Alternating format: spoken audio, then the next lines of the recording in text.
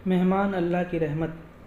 अशरफ साहब थके मानिंद घर लौटे तो देखा कि उनका 12 साला बेटा काशिफ अपनी माँ से उलझ रहा है।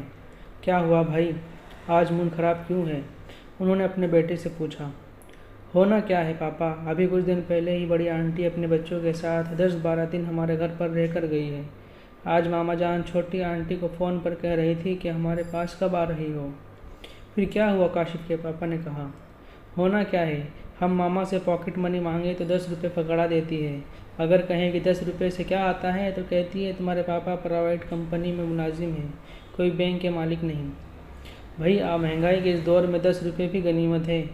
वो तो ठीक है, आंटी के बच्चों को 20-20 रुपये देती है और नान चने दही भले ब्रेड भी खिलाती है। काशिफ ने जवाब दिया। भाई मेहमान तो अल्लाह की रहमत होते हैं, उनकी खिदमत करना प्यारे आका सल्लल्लाहु अलैहि वसल्लम की सुन्नत मुबारका है। बात तो आपकी ठीक है, मगर अपनी पॉकेट भी देखनी चाहिए। आपकी सैलरी में 20,000 रुपये हैं, अगर इन पर 2,000 खर्च करें तो जाहिर है बजट ख़राब होगा और महीने के आखिर पर किसी के सामने हाथ फैलाएंगे। नो टेंशन, उधार का सिलसिला चलता रहता है, जब सैलरी आएगी इन्हें दे देंगे। जो मेहमान आता है वो अपनी किस्मत अपने हिस्से का रिस्क साथ लेकर आता है, और तुम्हें पता है बज़ाहिर मेहमान के आने से बजट ख़राब होता है, मगर उसके और अल्लाह ताला उस घर पर रहमतों की बारिश कर देता है। वो बज़ाहिर नज़र नहीं आती, मगर वो घराना खुश रहता है। एक मरतबा हमारे प्यारे नबी हज़रत मोहम्मद मूसा ने अल्लाह ताला से पूछा, ए मेरे रब, जब तू खुश होता है तो क्या करता है? अल्लाह ताला ने फरमाया, मेहमान भेजता हूँ। दूसरी बार पूछा तो अल्लाह ताला ने फरमाया, बेटियाँ देता हूँ। तीसरी बार पूछा तो अल्लाह ताला ने फरमाया, बारिश देता हूँ। आप खुद अंदाज़ा लगाओ, जिस घराने पर अल्लाह मेहरबान होता है वहाँ मेहमान भेजता है, वहाँ का रिस्क पहले भी भेज देता है। वो कैसे पापा? मैं समझा नहीं। अच्छा सुनो, एक ज़माना था जब लोग घरों में मेहमान आने पर खुशियाँ मनाया करते थे, और ये आलम हुआ करता था कि अगर मेहमान किसी एक घर में आता तो पूरे मोहल्ले के घराने एक एक करके मेहमान की तवज्जो के मुतमन्नी होते। मेहमान दूसरे घराने की दावत कबूल कर लेता तो उसके घर में खुशी की लहर दौड़ जाती। किसी मजबूरी की वजह से वो दावत कबूल ना करता तो अच्छे अच्छे पकवान पका खुद उसके घर में पहुंचा जाते थे। क्या अच्छा ज़माना था और क्या अच्छे लोग थे।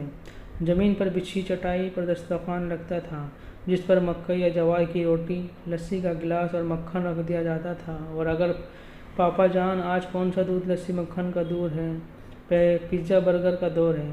भाई वक्त की बात है। अच्छा एक और वाक़या सुनो।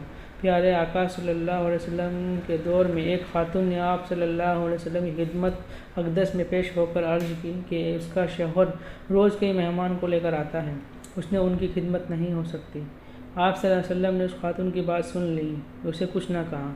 कुछ दिनों बाद आप सल्लल्लाहु अलैहि वसल्लम ने उसके शौहर से कहा कि वो उनके घर मेहमान बनकर आना चाहते हैं, क्योंकि उस शख्स ने जब अपनी बीवी को बताया तो उस खातून का आना को बेहद खुशी हुई।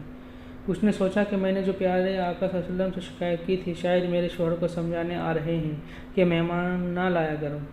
ताहम प्यारे नबी सल्लल्लाहु अलैहि वसल्लम ने खाना तनावल फरमाया और सहाबी से कहा कि मैं जब घर से जाऊंगा तो तुम्हारी बीवी मुझे जाते हुए देखे।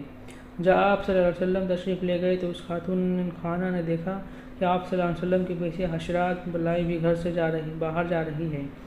आप सल्लल्लाहु अलैहि वसल्लम ने इस घराने की दर्स अजीम देते हुए कहा कि जब मेहमान घर से रोज़ाना होते हैं तो उनकी बरकत से घर में मौजूद बलाई भी घर से चली जाती है, इसलिए मेहमान की कदर व मंजिलत करने चाहिए। सुभान अल्लाह, काशिफ के मुंह से निकला। सॉरी पापा जान, अब मेरी समझ में आ गया कि मेहमान अल्लाह की रहमत होते हैं।